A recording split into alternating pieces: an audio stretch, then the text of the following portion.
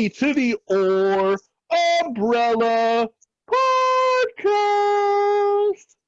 How's my new intro there? That was extremely energetic. I don't know if I was ready for that, but that was nice. If anything, I am energetic. So yeah, today we got a very special guest. I discovered Sidney from there's this video series that you did. Did you start like 5-6 years ago with mixtape? Oh yeah. I think that started in 2015, so about 5 years ago. Yeah, and I discovered that, and I had like the notification button. I was watching every video. I've always been a big NBA fan, and so I was watching all the top 10 lists and all the, all the Dirk Nowitzki love. Even though as a Rockets fan, it was a little rough for me. Hey, I But I gave love to Hakeem though. I think I made a video about how underrated Hakeem yeah, Olajuwon is, so I gave you that. I when I found out I was going to get to interview you, I looked at your video of the top 10 NBA players of all time, and you Oh put yeah, Hakeem number three. yeah, And yeah. it was one of the greatest moments of my week. I'm like, yes, Well, yes. I mean, and like most people consider him to be an all-time great, but even then, I think he's underrated. Like, I legit think he's third. I mean, maybe LeBron has moved up. That was like 5 years ago. So I don't know. Maybe Hakeem is a little lower, but yeah, I think he's one of the most underrated all-time greats of all time. Oh, absolutely. Sydney also now does the Dallas Hoops Fancast. Am I getting that right? Yeah, Dallas Hoops Fancast is the podcast, and our site is dallashoopscast.com. All right, I got that in my notes, but I haven't gotten there yet. So there we Okay, cool. go. I won't jump So ahead. there we go. So we're really excited to have Sydney. Sydney is an encyclopedia of NBA knowledge, especially Mavs knowledge. She has a weekly, is it weekly or a pretty often podcast, especially during the season of the Yeah, Dallas during Mavericks. Sorry, I interrupted you. Yeah, during the season, it's pretty much weekly. And then during the summer, it's like pretty much whenever we just want to. It's a fan cast, so it kind of just ebbs and flows with the emotions of being a fan. Absolutely. But we are really excited to have Sydney, and we'll get to know her here in a little bit with some questions. First of all, we just want to welcome you on the Order Umbrella podcast. Thank you for having you. Thank you for being on here. Yeah, thanks for having me. This is pretty cool. I think this is the first one I've done with video on. So I was like, wow, I have to get all ready for a camera and stuff. I'm not used to that. Like usually with a podcast, you can just wear whatever, but it's like I have to look good now. I get it. Exactly. Not everyone can be as naturally beautiful as me. It's understandable. Um, Well, it's funny because when guys think like, yeah, we'll just do it on camera. Guys can put on a t-shirt and a baseball cap or something, but with women, it's like, okay, on camera, let me get my makeup and everything done. It's a big ordeal for exactly. us. But I'm happy to be here. Thanks for asking me to be on. Absolutely. So, before we get started off with the question, I just wanted to give you a forum, a platform, a moment for you to shine in the sun to talk about. So, if anybody's watching basketball, it is no secret that from the heavens of basketball lore came a man from one of them European countries, and he took the NBA by storm, and now he's just putting up like video game numbers all the time. I just want to give you the platform just to praise and to tell us about the greatness of Luka Doncic.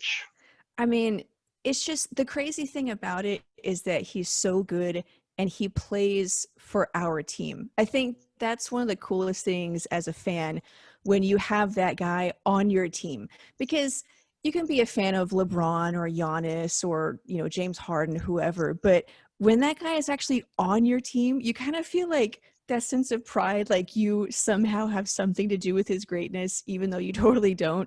So that makes it even more fun to watch Luka.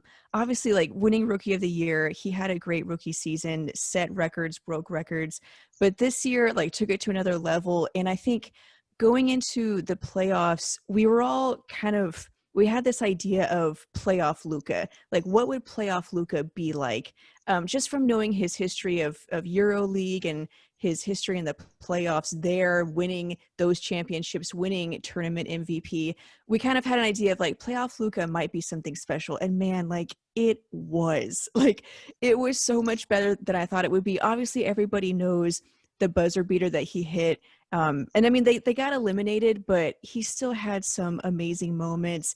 And the stats that he put up, and actually contributing 2 wins, like not empty stats, having that time without Kristaps and still winning games. I mean, he was just so good. Like, I think people appreciate that he's the future of the NBA, and it's nice to have that, like, to not have to battle with him not getting the appreciation that he respects. It's awesome to see like ESPN talking about him and Bleacher Report. It's fun to watch him.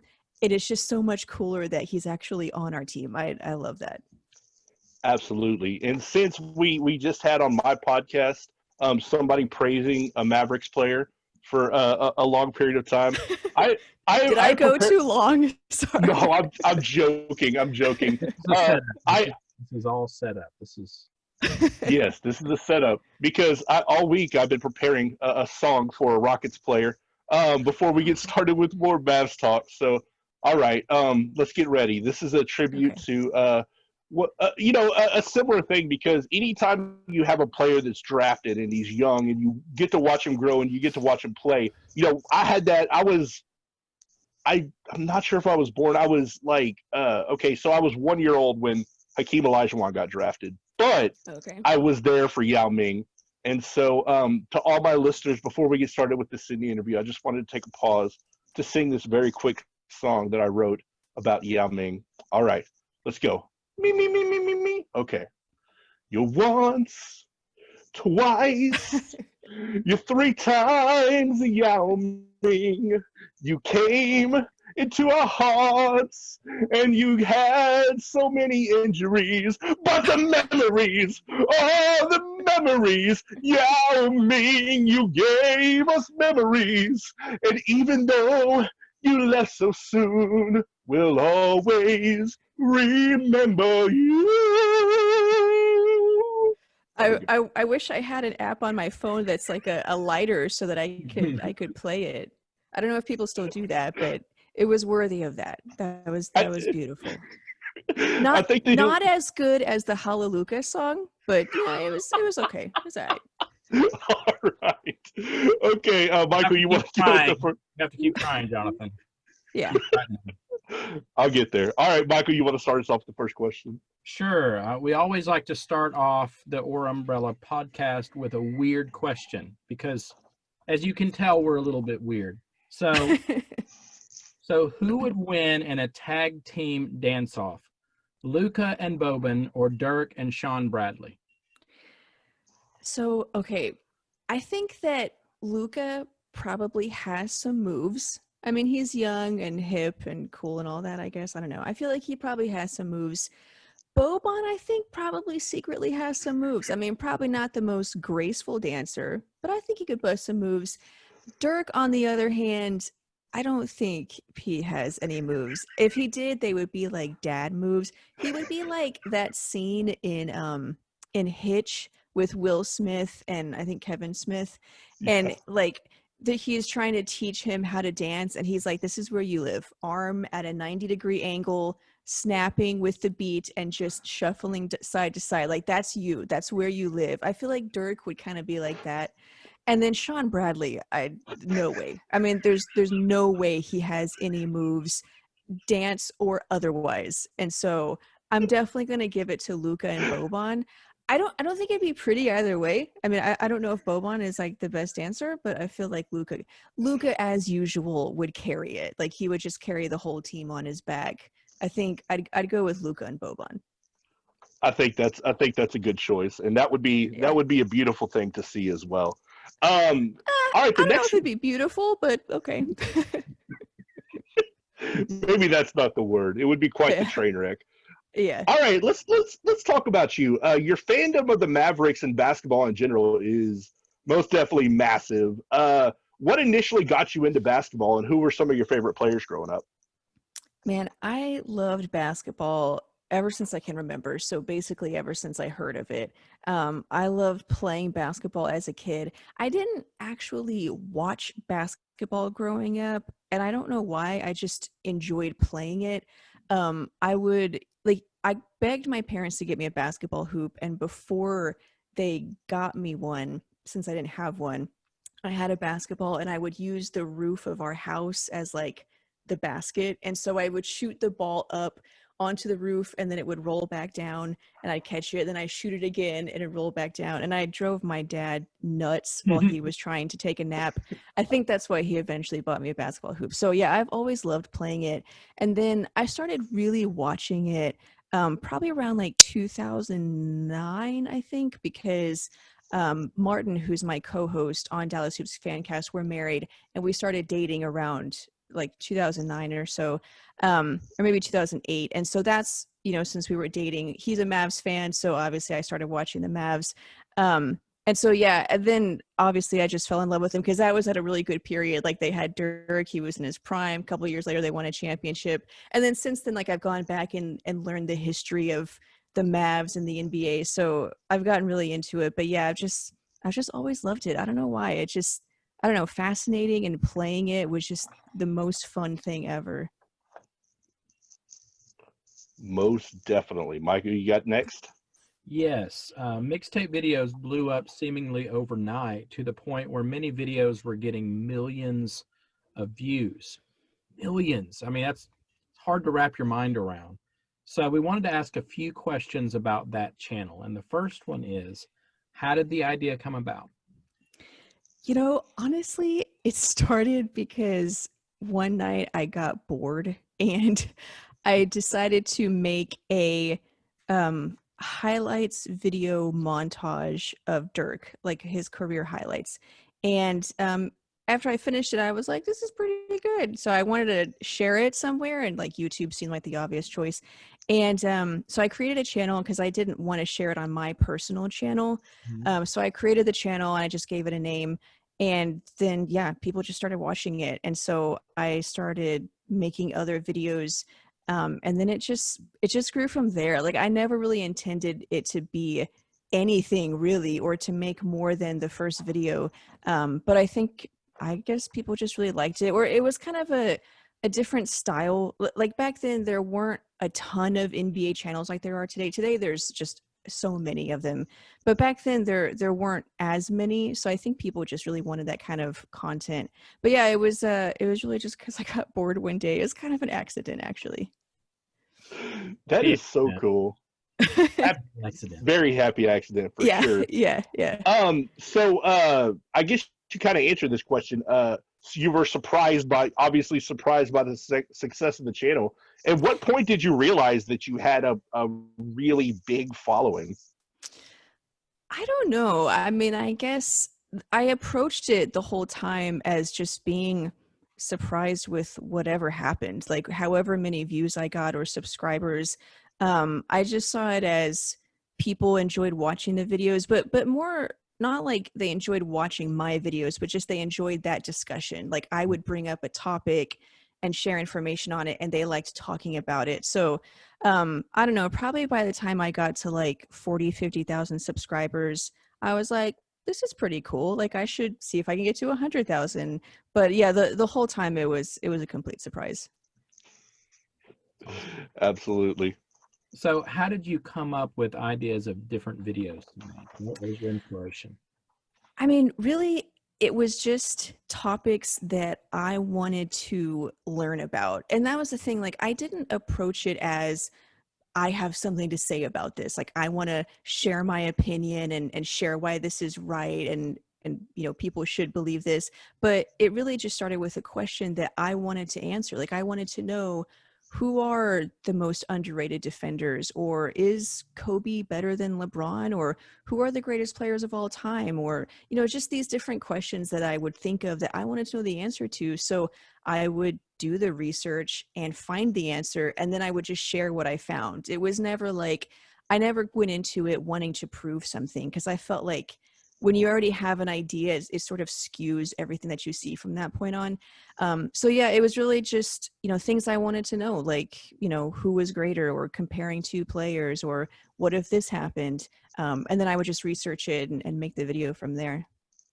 All right, so I got a little bit of a curveball question. I mean, not a curveball, but it's not something that we prepared beforehand. So Okay. kind of listening to you. So like for me, I love researching old players. Like one of my friends messes with me because I'm in a sports group on Facebook that I'm like one of the only white guys, and when people bring up like the greatest like forwards of all time, I remember one time I gave this big spiel about like Bob Pettit, and everybody's like, "Man, what you bringing that white boy up for? Like, who's Bob Pettit?" And like I was bringing up like Dolph Shays and Dave DeBusschere and Jerry Lucas, and I mean I brought up the other guys like Maurice Stokes and Walt Bellamy, and like we're talking about big man. I just love to dig deep into who nobody has ever heard of, and just know the story and the history, and who where we got to where we got, and stuff like that.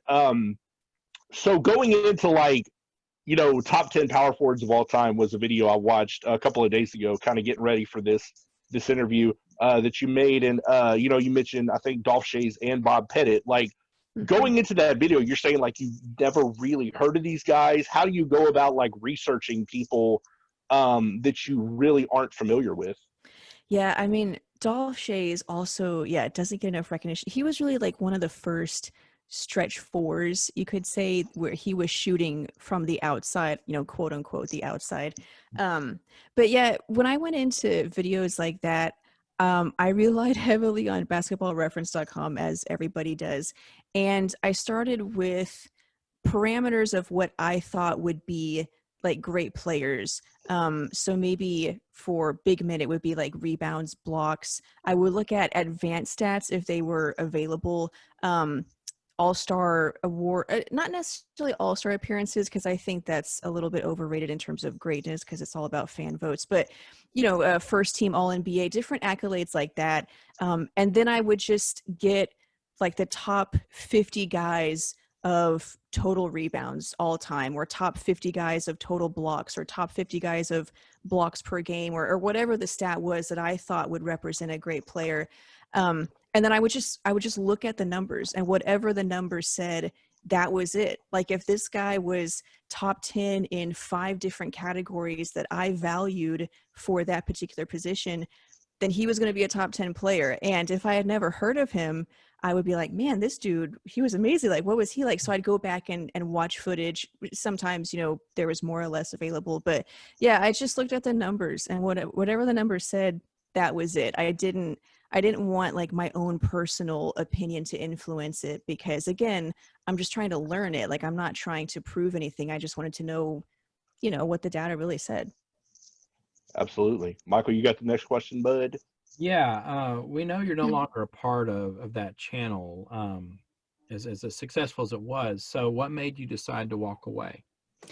I learned a lot from growing that channel. It's like YouTube, I think, is not always taken seriously as a job or a career path, but you really do learn a lot, particularly about marketing and digital marketing, because that's really what you're doing. You're creating content, but it's about SEO, branding, creating that video content, building an audience, social media marketing, all of those things. Those are basic fundamentals of digital marketing. And so I was able to take everything I learned there and put it to use in a digital marketing career. And so that's what I did. I basically just jumped from that into digital marketing, which is what I do now. That's my full-time job. And so it was a lot of fun, and I learned a whole lot, and then I was able to take it into a real career. So it ended up working out really well for me. I think a lot of people don't realize how it can really boost you in your job like that, but it totally can. I mean, that's what I did. Very cool. Very cool. And I imagine at some point you have to make that choice. Like, am I going to get this job, or am I going to spend? Because, I mean, those videos were so, I'd imagine they were super time consuming. And yeah, sorry, go ahead. No, go ahead. I made about one video a week, and it would take me the whole week to make it, mostly because I did everything. Like I would start with the topic, and then I would do the research, and then I would write the script, record it, and then put together the video, which in itself was getting the footage and the photos and all that. So yeah, they were pretty time consuming. And I mean, you make money off of that content on YouTube. But obviously I make a lot more as now a digital marketer doing basically the same thing. Understandable. Absolutely. So now I didn't realize this. Now you and your husband, because I know your co-host. That's your husband. That is so cool Yeah. because I've done. I actually did a couple of me and my wife love watching basketball together, and we just celebrated our 8-year anniversary Monday, and so we've done like basketball videos together, and we talk about it all the time, and it's such a cool thing to share. Anytime you have something that you're passionate about and your spouse is passionate about, that's an amazing thing. Let's talk about the website DallasHoopsCast.com and also the Dallas Hoops Fancast, both dedicated to the Dallas Mavericks. Both dedicated to the Dallas Mavericks. Talk about those entities and how they kind of both came to be. Yeah, so Dallas Hoops Fancast, the podcast, launched in January of, I think, 2019. So that was just last year, a little over a year ago.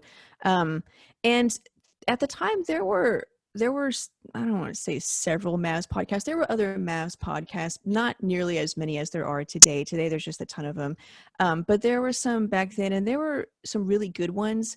But we felt like there was kind of a little space open that we could fill. There were some podcasts that were really good at this thing, and some were really good at this thing, or really good at this thing. And we thought there was a little niche there that we wanted to fill of just that raw, honest fan emotion that I think sometimes took it too far. But so we launched that, and then DallasHoopsCast.com was just launched last November or December, so not even a year old. It's still pretty new.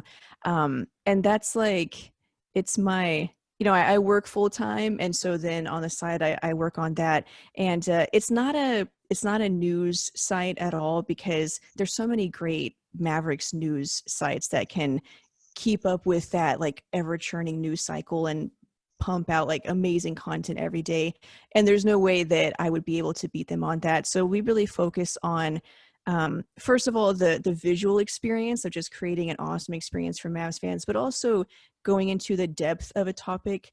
And so it's things like everything you would ever want to know about Michael Kidd-Gilchrist, who the Mavs picked up this season. And I think he played a total of like 5 minutes the entire season. But if you want to know anything about Michael Kidd-Gilchrist, there's like a 1,500 word article where you can read all about him, or Dorian Finney-Smith, who grew into a really important role player this year. There's an article where just anything you would want to know about him, it's there. Or Kristaps Porzingis, his ACL injury, what can we expect, digging into the data. So it's that kind of like deep, in-depth coverage that we really focus on. And again, just also the experience of creating really quality content. So it's not for everyone, but I mean, if that's what you're into, if you want that kind of deep analysis, that's what DallasHoopsCast.com is for. Absolutely. And to all 7 of the diehard Michael Kidd-Gilchrist fans out there, you got something to chew on there. Yeah, it's there. It's all there. For you. Yeah.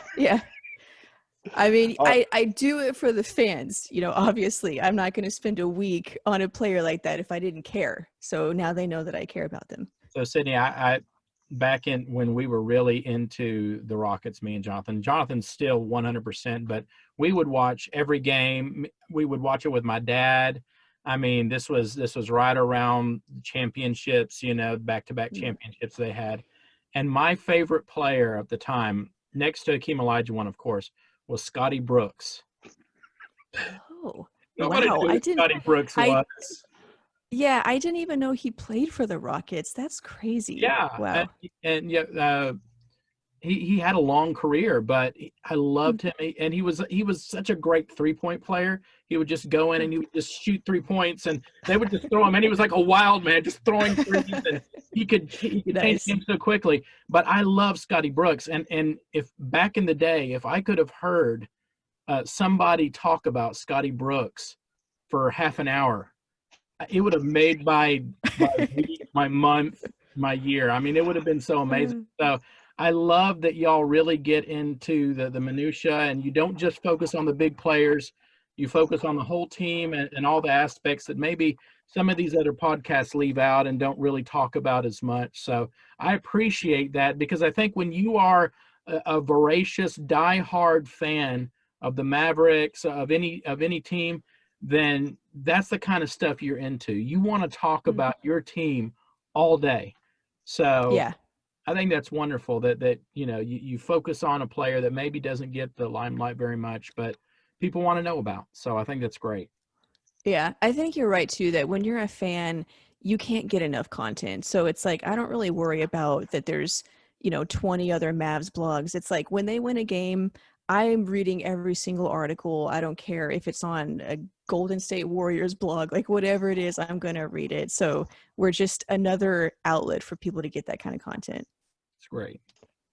Absolutely. All right, let's talk a little bit about the history of the NBA. Michael threw me off with that minutia. Is that like that stuff that they eat in Mexico? Menudo? That's yeah. Minutia is tiny. Yes, that's exactly what it is. That's exactly what it is.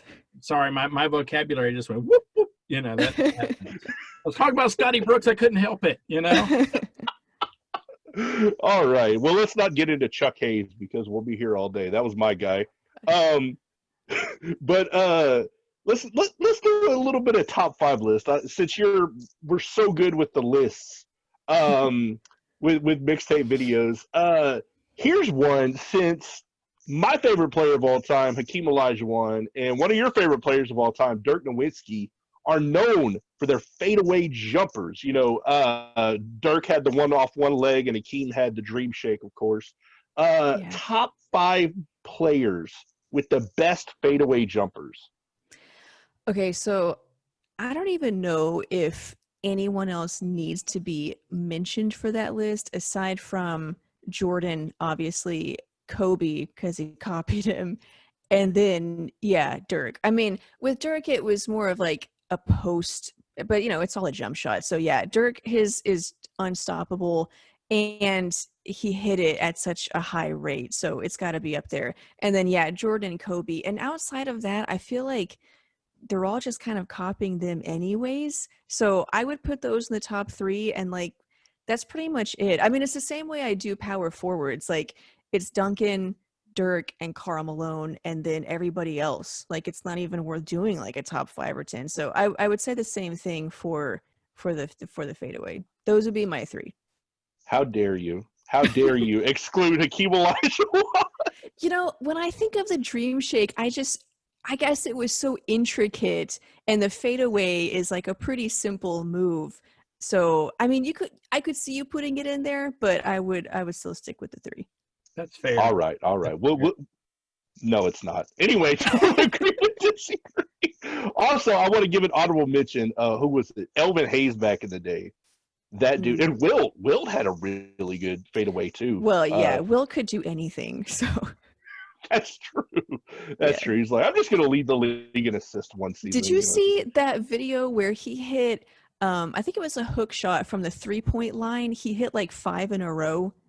It was in a practice. It wasn't during a game, but they were just doing like a shoot around. And one of his teammates, I can't remember who, he had hit a couple in a row, and he bet him like $20 that he couldn't hit another one, and he hit another one. And it was a hook shot from the 3-point line, swished it like 3 or 4 in a row. It was crazy. He could do whatever.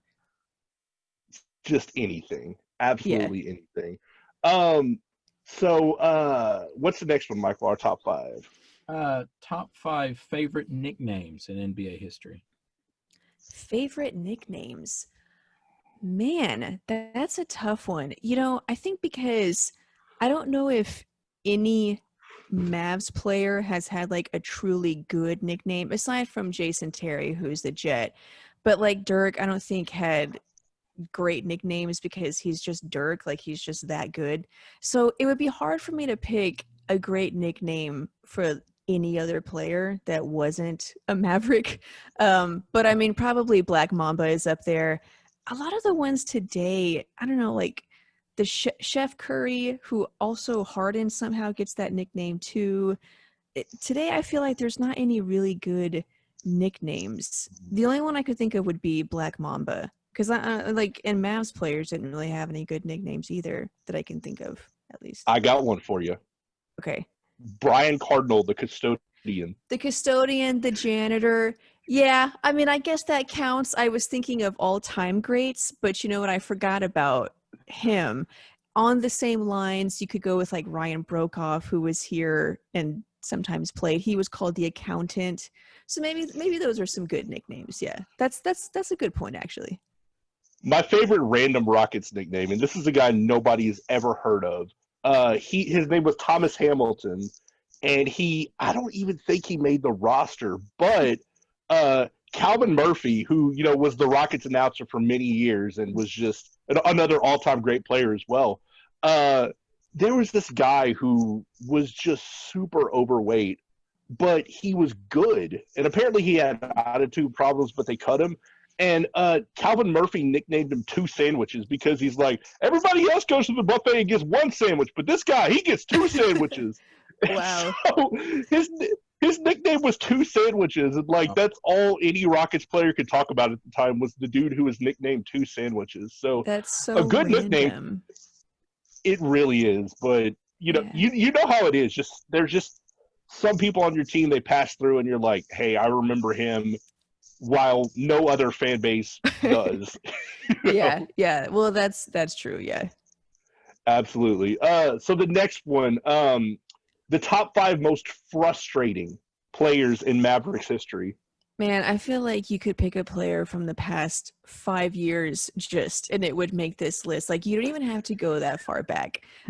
Because, and I don't know if every team is like this, where it seems like every year there's a guy that's just so frustrating. The first one that I thought of was Roddy B, and not like frustrating from like that he was lazy or a bad teammate or whatever, but the potential. I think it was frustrating to not be able to see him reach his potential because, man, he was just so buttery smooth as a scorer. I felt like he could score at will. Like the way he could snake through the defense and get a shot at the rim, his jump shot was butter. I mean, it was just so smooth, the form and his release. He actually set the record for most points by a rookie in a game his rookie year. I think he scored like 40 or more than 40 against the Golden State Warriors. And he just had this skill. I mean, it was just so easy for him, but he was kind of small. Also his frame was small. Like aside from being kind of shorter, he didn't have a big body. Injury problems probably because of his body, and then also I don't think he had the heart. Like I think he just didn't have that like fiery competitiveness in him. You just never saw that. I think he just happened to be good at basketball, but yeah, he just never really reached his potential. So I would say that one. And then probably I think Rajon Rondo. No. You know what? I would put Lamar Odom second because it was an entire season. The Mavs had him. I forgot about that. We try to forget about it too. Okay. Yeah, that was the year after they won their championship. They got him from the Lakers. And he really struggled that season. And I don't know if it was like legit emotional things because of what was going on in his life, or if he just couldn't get his act together. I don't know. But the whole season, like after every game, it was like, what's wrong with Lamar Odom? And he just never got it together. 3 would be Rajon Rondo because he was just a terrible fit. And he, straight up quit on the team in the playoffs. So those would be like the first 3 that I can think of off the top of my head. I'm sure if you go back a little earlier to like the Twans, they had 2 Antoines on the team, Antoine Walker, and probably those would kind of round out that list a little bit.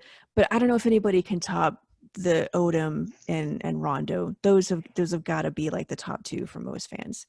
I was hoping you would say that because that's the weird thing about Dirk. Like kind of after Finley and Nash kind of phased out a little bit, they were just putting everybody. Like they were just getting anybody they could.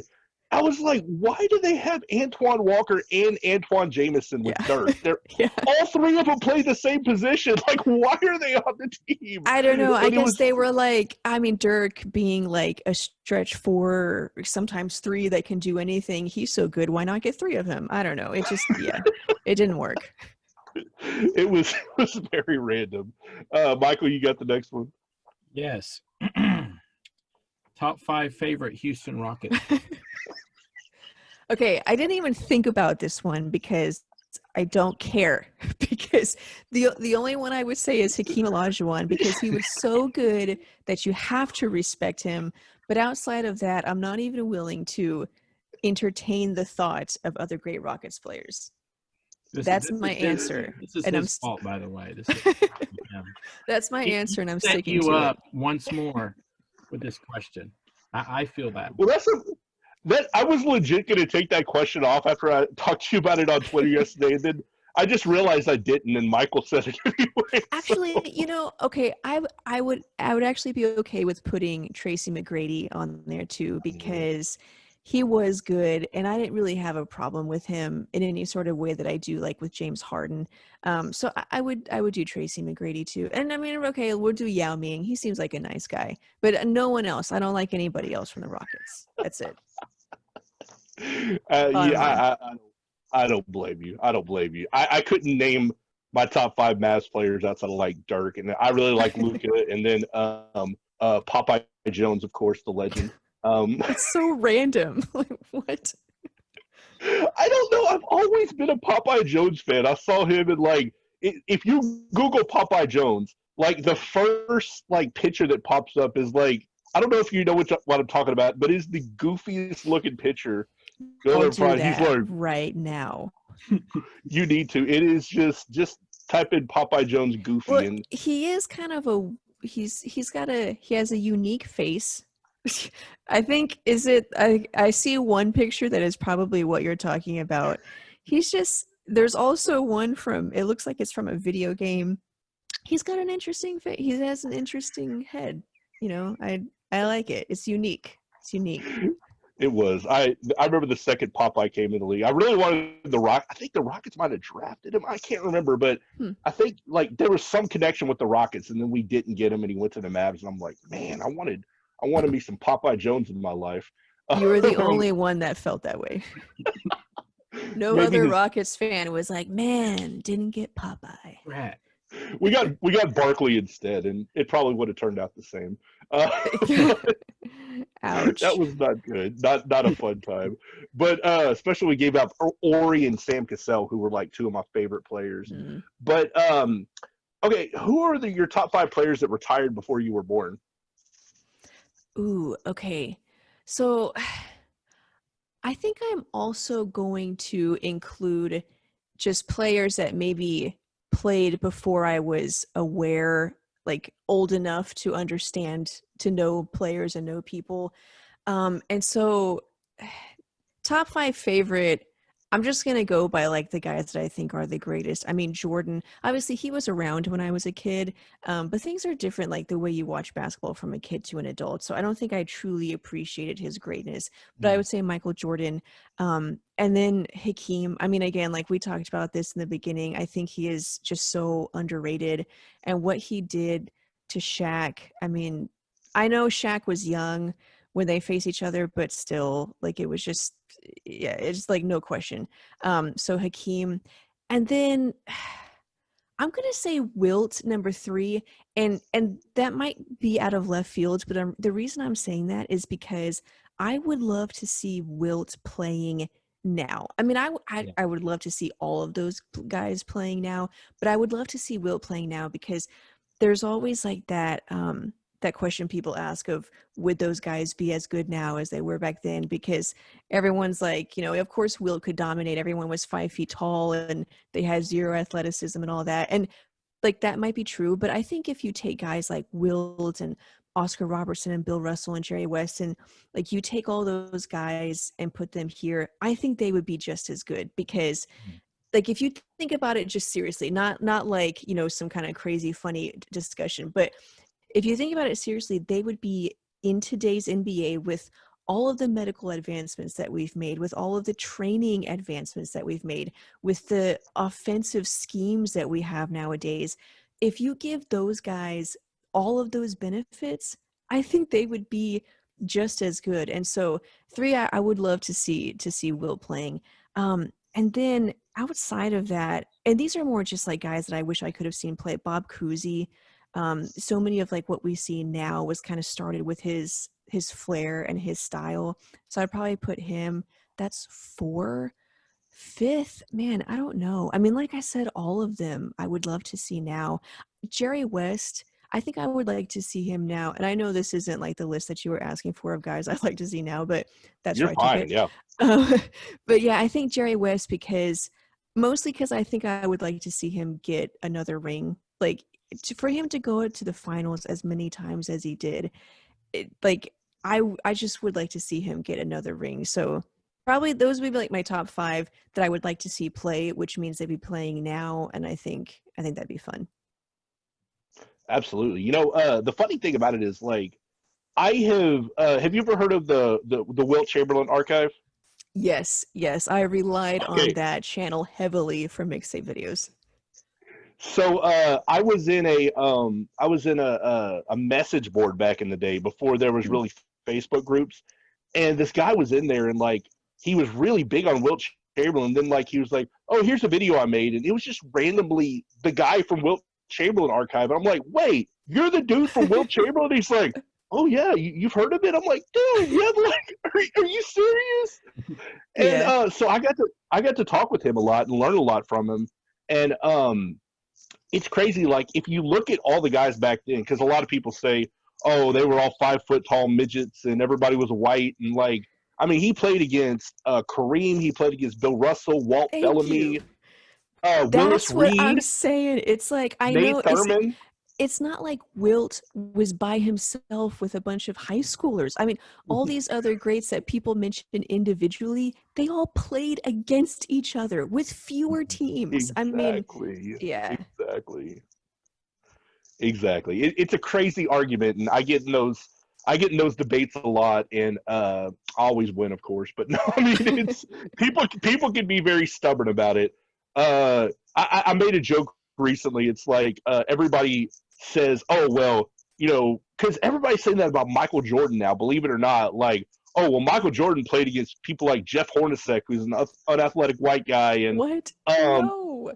I'm telling you, it's getting ridiculous to this point, and it's all because people who are LeBron fans want to tear everybody else down, and people who are Jordan fans want to tear everything now down. But anyway, I made a joke the other day that I wanted to point out. Like everybody's like, man, Michael Jordan played against a bunch of janitors and milkmen and stuff like that, and I made a joke. I'm like, everybody who says Michael Jordan played against a custodian, and then I put a picture of Brian Cardinal. I'm like, LeBron literally played against the custodian and lost. And So get lost. over it, guys. Yeah. No, I mean, Michael Jordan, like, first of all, going up against John Stockton and Karl Malone, who Karl Malone, I think is underrated to a certain extent, less because I think like not winning those rings kind of was on him a little bit. Although, I mean, God, how many rings did Jordan rob people of? Like, that's how great he was. But yeah, I mean, going against those guys,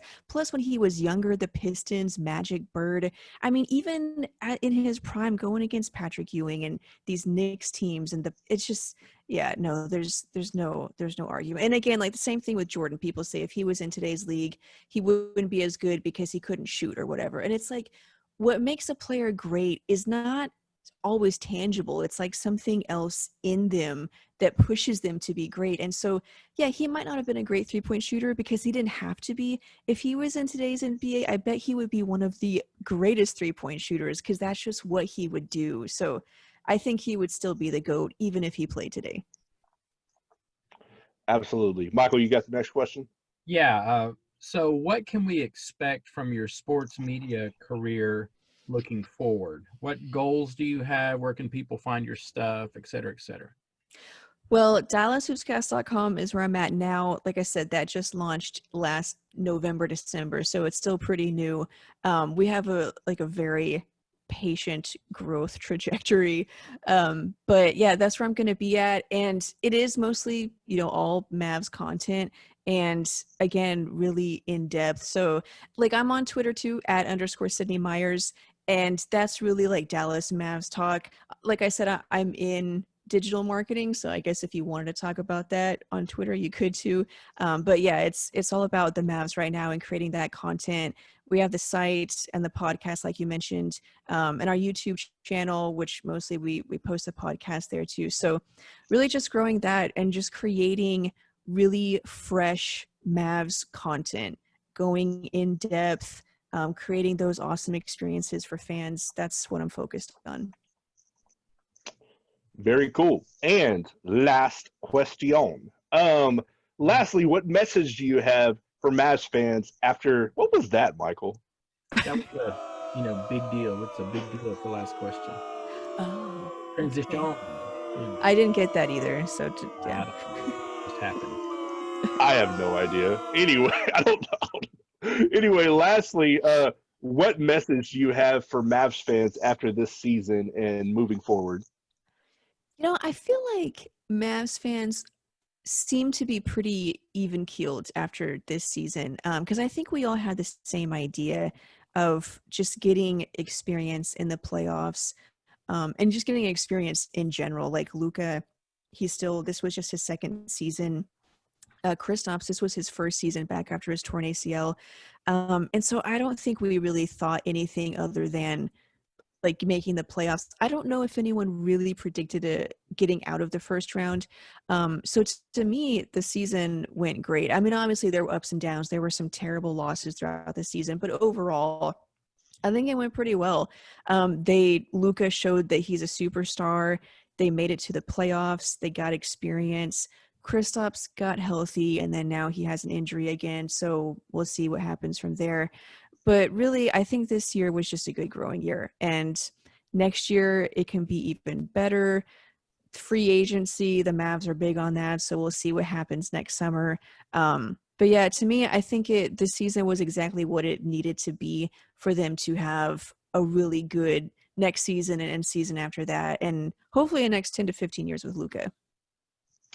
Absolutely. I mean, that's one of those guys, like, it's rare, but you can really see him like multiple MVPs and champion. The sky's really the limit. And so I'm actually interested in the Mavericks. I want to see them do good as long as they don't. I don't know.